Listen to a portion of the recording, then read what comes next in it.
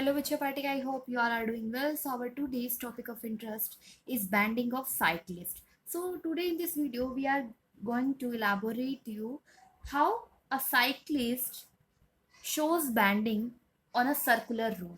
So here we are going to consider a circular road, a cyclist, and the cyclist having mass m, and the radius of that circular road is r, the velocity which with the cyclist is moving is v.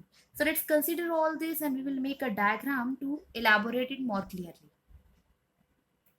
हाँ जी बच्चे party let's see हमने आपको जो considerations बताई वो यहाँ mention कर दिया है that we are going to consider a cyclist of mass m which is moving over circular road of radius r with velocity v and bend at an angle theta with the vertical. तो यही considerations हम लेके चलेंगे. सबसे पहले हम क्या करते हैं, एक सर्कुलर रोड क्रिएट कर लेते हैं समवेयर लाइक दैट कि हमने यहाँ पे क्या ले लिया, कुछ सर्कुलर रोड बना लिया. अब इस सर्कुलर रोड के ऊपर अगर हम कंसीडर करें कि कोई भी जो साइक्लिस्ट है वो किस तरीके से बैंड करेगा. देखो अगर आपको कोई भी साइक्लिस्ट यहाँ पे किसी भी टाइप के सर्कुलर रोड पे ऐसे मूव कराते हो तो वो किसी न किसी एंगल पे होता है इंक्लाइन. ठीक है, अब वो स्ट्रेट तो हम ऐसे नहीं कह रहे कि इस तरीके से जाएगा, क्योंकि अगर आप कोई भी व्हीकल चलाते हैं तो वो इस तरीके से नहीं जाता. वो व्हीकल किस तरीके से जाता है, अगर आपके पास यहाँ पे कोई व्हीकल है तो वो कुछ ऐसे सर्कुलरली ही क्या करेगा, मूव करेगा. तो मान लीजिए कुछ इस तरीके से हमने यहाँ पे आपको ऐसे शो कर दिया कि दिस इज द साइक्लिस्ट, वो ऐसे जा रहा है. ठीक है, नाउ हमने आपको यह कंसिडरेशन में बताया कि वो एंगल थीटा से वर्टिकली बेंट है. तो सबसे पहले ये जो साइक्लिस्ट है इसको हम क्या करने वाले हैं, यहाँ पे रिजोल्व करने वाले हैं दो कंपोनेंट्स में.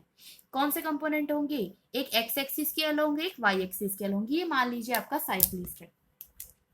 सबसे पहले मैंने क्या कर दिया, यहाँ पे साइक्लिस्ट के अलोंग क्या ले ली, X direction, and in above direction we are consider the Y. अब आपको बताया है इन्होंने कि y के अलोंग ही क्या है, थीटा एंगल पे ये इंक्लाइंड है. तो इसी के लिए देखिए बच्चे, हम क्या करते हैं, कोई भी साइक्लिस्ट हो या फिर कोई भी ऑब्जेक्ट जब भी हम मोशन में लेते हैं या फिर आप स्टेबल भी लेंगे तो उस पर हमेशा एक चीज एक्ट करती है दैट इट्स नॉर्मल रिएक्शन. तो अगर ये इस तरीके से मूव कर रहा है तो इसके परपेंडिकुलरली क्या होगा, यहाँ पे नॉर्मल रिएक्शन आर होगी. जैसे इसे प्रीवियस वीडियो में आपको जैसे मैंने बताया था कि ऑब्जेक्ट अगर आपने इस तरीके से रखा तो इससे परपेंडिकुलर डायरेक्शन में नॉर्मल रिएक्शन आर है. तो यहाँ पे नॉर्मल रिएक्शन आर है और नॉर्मल रिएक्शन से इसके बीच का angle this is your theta angle, जो हम यहाँ बात कर रहे हैं कि थीटा एंगल वर्टिकल से क्या है, इंक्लाइंड है. अब देखिए अगर आप इसकी बैंडिंग को चेक करना चाहते हैं तो अब आपको क्या क्या चीजें देखनी पड़ेंगी. इसी को हम कि यहाँ पे आपको दिखाने के लिए लिटिल बिट कॉम्प्लिकेटेड हो गया, आगे रिजॉल्व कर रहे हैं. ठीक है, किसी भी पॉइंट पे मान लेते, जैसे हम यहाँ पे आपको ऐसे बना के दिखा रहे हैं क्या क्या चीजें हैं. तो मान लीजिए ये जो ऊपर वाला कंपोनेंट था यही दिखा रहे हैं हम. यहाँ पे अगर बात करें तो इसका क्या होगा, ये जो आप साइक्लिस्ट ले रहे थे इसी को हम यहाँ पे शो कर रहे हैं. साइक्लिस्ट का नीचे की डायरेक्शन में क्या होगा, क्योंकि आप किसी भी एंगल पे इंक्लाइंड हो हमेशा नीचे की तरफ क्या लगता है, डाउनवर्ड डायरेक्शन में वेट एक्ट करता है, दैट इज योर mg. तो यहाँ पे हमने देखा कि नीचे की तरफ इसका क्या लगेगा, वेट लगेगा, which is represented by mg. हाँ जी, ये जो नॉर्मल रिएक्शन था इसके क्या हो जाएंगे, दो कंपोनेंट हो जाएंगे, एक x के अलोंग एक y के अलोंग. हाँ जी, ये था क्या, r ही दो कंपोनेंट में रिजॉल्व होने वाला है.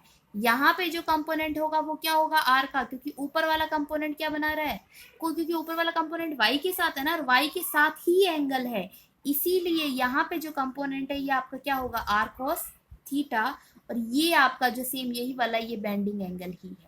ठीक है, बी से शो किया है ये, आप साइक्लिस्ट मान लीजिए या फिर बेंडिंग ऑफ साइक्लिस्ट, कुछ इस तरीके से ही तो है. इसी पे हम डिनोट कर रहे हैं, इसको सिंप्लीफाइड करके हमने ऊपर बनाया है कि इसका नीचे की डाउनवर्ड डायरेक्शन में क्या होगा, वेट होगा mg. ये अगर एंगल ये अगर आपका नॉर्मल रिएक्शन था तो ये वाई एक्सिस के साथ कितना एंगल बनाएगा, आर कॉस थीटा. देखो कभी भी एक्स एक्सिस वाई एक्सिस नहीं आपको कंसीडर करनी है. आप छोटी सी चीज देखिए, जिसके साथ एंगल होता है उसी के साथ कौन सा कंपोनेंट आता है, कोस का कंपोनेंट. क्लियर है, तो उससे अपोजिट की डायरेक्शन में क्या होगा, आर साइन थीटा. हाँ जी, हाँ जी विजय भाटी, अगर हम इक्विलिब्रियम की कंडीशन के बारे में बात करें तो देखो पहले ऊपर वाला देखिए ऐसे, आर कॉस थीटा को कौन बैलेंस कर रहा है, नीचे देखो आर कॉस थीटा से अपोजिट डायरेक्शन में क्या है, वेट लग रहा है, और वो कौन सा है, mg. That means mg is equal to में आर कॉस थीटा. तो इसके लिए आप यहाँ पे लिख भी सकते हैं यहाँ पे दैट इट in equilibrium या at equilibrium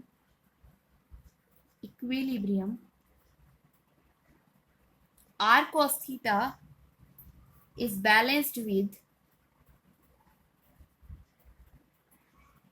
weight of cyclist. यही चीज हमने यहाँ पे कंसीडर की है। हाँ जी, तो ये हमारी इक्वेशन नंबर 1 होगी। नेक्स्ट देखिए, ये जो ऑब्जेक्ट ऐसे मूव कर रहा है आर साइन थीटा, अगर आप देखते हैं कंपोनेंट है, इसको कौन बैलेंस कर रहा है? इसको बैलेंस कर रहा है आर साइन थीटा, जो है बेसिकली आपको प्रोवाइड कर रहा है, क्या प्रोवाइड कर रहा है? Necessary centripetal force. That means देखो, अगर ये ऑब्जेक्ट सर्कुलरली ही मूव कर रहा है और ये गिर नहीं रहा है, तो दैट मीन्स सर्कुलर मोशन में इसको स्टेबल रहने के लिए क्या प्रोवाइड किया जा रहा है? सेंट्रीपिटल फोर्स प्रोवाइड किया जा रहा है। एंड वो नेसेसरी फोर्स कौन प्रोवाइड कर रहा है इसको? R sine theta. That means R sine theta, अगर आप यहाँ से वर्टिकल कंपोनेंट में देखेंगे तो आर साइन थीटा को बैलेंस कौन करेगा बेटा? वो सेंट्रीपिटल फोर्स जो इसको इस तरीके से अलाइन रखता है। अब हमने इक्विलिब्रियम स्टेबल कंडीशन ले ली है ना, इसीलिए। तो अब जो हमारे पास सेंट्रीपिटल फोर्स का फॉर्मूला क्या होता है? Mv square divided by R, और इसको बैलेंस कर रहा है आर साइन थीटा। अब आपके पास दो इक्वेशंस आ गई हैं। एक तो आपने जो नॉर्मल रिएक्शन ली थी उसका कॉस कंपोनेंट जो कि बैलेंस हो रहा है उसके वेट से। नेक्स्ट उसका साइन कंपोनेंट जो कि नेसेसरी प्रोवाइड कर रहा है, क्या प्रोवाइड कर रहा है? सेंट्रीपिटल फोर्स को। तो आप लिख सकते हैं यहाँ पे आर साइन थीटा, दोनों ही केसेस के लिए ले लिया ना हमने, आर कॉस थीटा भी डिफाइन कर दिया, then we are going to define R sine theta. R sine theta provides necessary centripetal force. हाँ जी, अब दोनों ही इक्वेशन को अगर आप डिवाइड करें, that means if you divide equation 2 by 1, divide equation 2 by 1, what you have? mv square divided by r divided by the mg is equal to में r sin theta divided by r cos theta.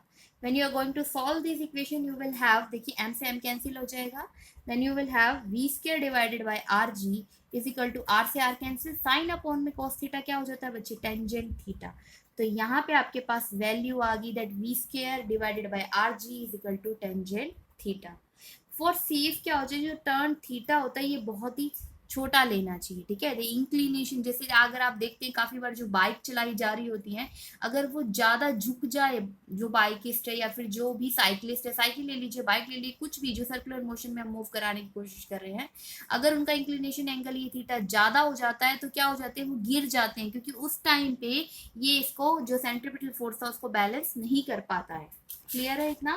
तो यहाँ से आपके पास बहुत ही अच्छा result आ गया that V square is equal to में R G tangent theta. So this is all about bending of cycle.